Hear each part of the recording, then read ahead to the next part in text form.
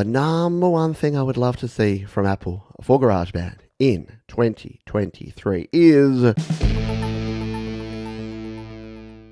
what are my top 5 things that Apple need to change in GarageBand in 2023? We need to get a master volume fader right here in GarageBand, because it's great that we can adjust all of the different tracks and all the different volumes of our tracks, but there is no master fader, which means that if you have all your tracks up too high, you need to use workarounds like the FX trick, and there's videos here on the channel showing you how to do all this, or over at studiolive.com/GarageBand, but there's no way to just turn the master volume up and down. And that means if your overall song is too loud or too quiet, you just can't change it. And I can't imagine that would be it. Given that we can use hacks and workarounds to change the master volume using the FX hack, it can't be that hard to actually add that master volume. We need to be able to name our sections. So this has been a bugbear of mine for a long time, and that is that if you do what you probably should here and use multiple sections, there is no way to name them.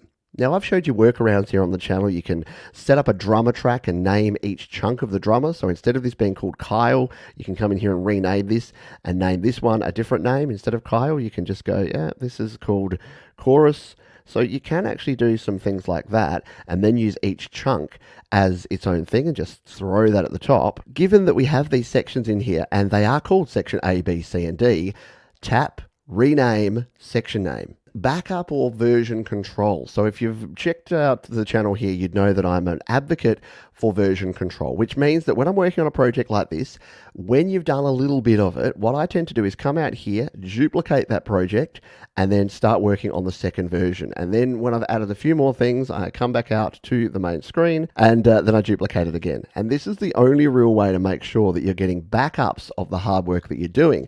What would be great is if GarageBand used what GarageBand Mac and Logic use, which it actually creates backup, is to be able to record in track view. You would be aware that if you try to record a track, I've recorded these tracks in here, and now I want to record a backing vocal. So I come in and I duplicate this track out so that I get myself a new track, and I'm ready to hit record, and I'm going to cue myself up here, and I'm going to be watching these so that I can line up my vocal performance with those ones. And then when I hit the record button, oh, lo and behold, I get this view. Why do I need this view? I don't. I can't see where my other tracks are. I just get to see a static picture of a microphone. The workaround is if you have a multi-channel interface, so if you've got an interface with 2 inputs, just put this second one onto the other input. So if we go in here to the microphone, let's put this one onto channel 2. And now we've got this track on channel 2 and this track on channel 1. What we can now do is multi-track record. Yeah, we can hit the record button on this one. And now when we hit record, we can do this.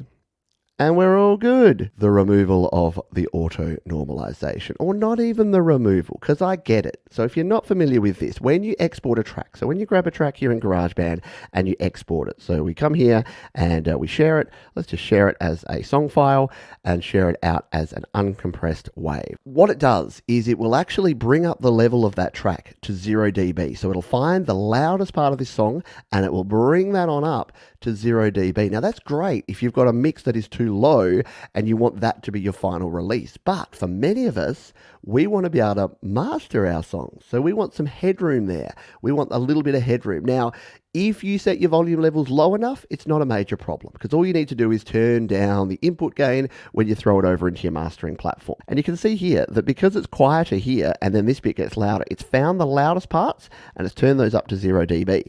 Now that means if we tried to master in this section, we're already at the peak volume and it's not going to work. So again, you can turn the initial volume down when you put it into your mastering software because it's not peaking. The problem is though, if your volumes levels are set too loud in GarageBand to begin with, it's going to actually auto compress or limit that, which is where you get that horrible pumping and sometimes even distortion sound.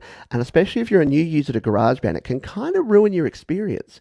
Here's all that GarageBand needs to do, and what Apple needs to do is that here in the settings, just like in GarageBand for Mac, in the advanced setting, there needs to be one little option here that says auto normalize on or off.